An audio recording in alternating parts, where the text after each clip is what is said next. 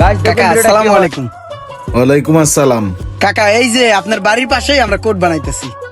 খেলার জন্য কোর্ট বানাইছো? ভালো তো, খেলাধুলা ভালো, খেলবা, সমস্যা নাই। হ কাকা খেলতাছি, আর রাত্রেও খেলবো বুঝছেন, লাইট লাগে।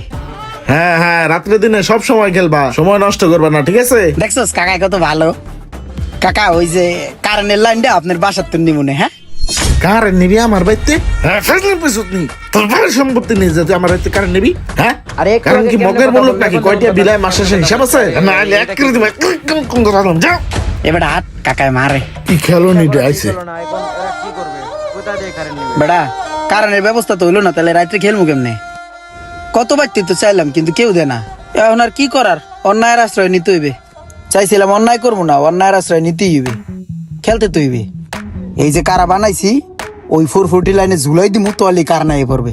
এই যে বানাইছি কারা, খালি বাজাই দিমু তলি কার নাই পড়বে। চল